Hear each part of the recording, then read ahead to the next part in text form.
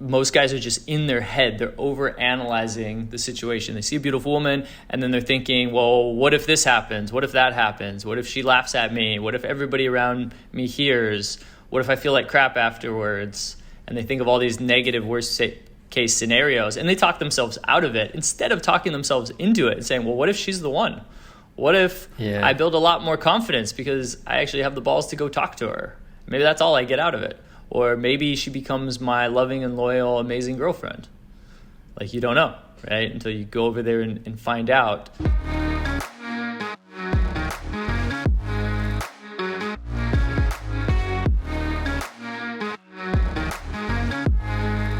Most guys that just aren't getting either dates or relationships that they want, or they're unfulfilled in that area of their life, fundamentally they're probably just not getting into enough interactions with people, right? I feel like that actually applies to a lot of areas. It's like if you have a business and you're trying to raise investment, if you've actually got a solid business and you can't raise investment, you're probably just not talking to enough potential investors, right? If you've actually got something that's solid.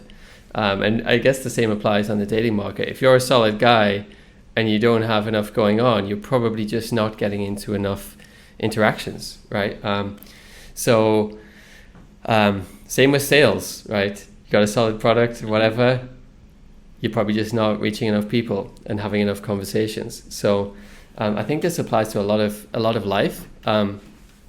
But I think a lot of guys struggle with actually overcoming approach anxiety and just taking that step to actually approach people that they're interested in and start to make something happen. How would you what would you say to these guys, first of all? People that don't make approaches generally unless they're drunk, right? What would you say to these guys? The vast majority of guys. The vast majority will not approach sober. In fact, I heard a stat one time. I don't remember where I heard it from or if it's true, but it was that the average guy does 4 cold approaches in his entire life sober. Cold approach meaning, she's somebody, there's no relationship yet. It's not like somebody in class, right? Yeah. Somebody like on the street. And I think it's probably true. The reason is, we want to stay safe. We want to stay in our comfy little bubble where, everything feels good. We don't want to experience pain. And somebody, when you take it as like, oh, that person didn't accept me, that feels painful. Right. So again, it's perspective, because then you're looking on just the, what happened that didn't go well. Oh, well, she didn't like me. Well, how do you know she didn't like you? Maybe she was just in a hurry. That has nothing to do with you. Maybe she has a boyfriend. She's in a relationship. That has nothing to do with you. Right? So again, it's like looking at what worked in the situation instead of just focusing on what didn't work. And part of that is most guys are just in their head. They're over analyzing the situation. They see a beautiful woman and then they're thinking, well, what if this happens? What if that happens? What if she laughs at me? What if everybody around me hears?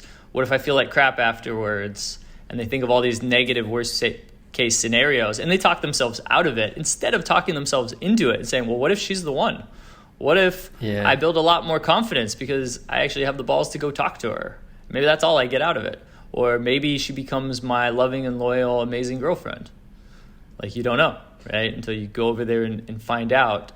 But nobody thinks like that, right? We're in our head. We're thinking the worst case scenario. So you just got to get into your body and just bring all that energy that's in your head that's going a million miles an hour, it seems, and just let that all go.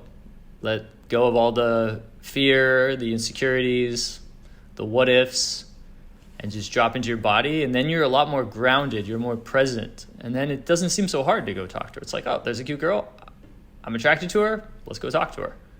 And she's going to be more attracted to you in that state. Because if you go up to her and you're really super, nervous and shaking, there's nothing wrong with being nervous or shy. You can own that, and that can still be fairly attractive.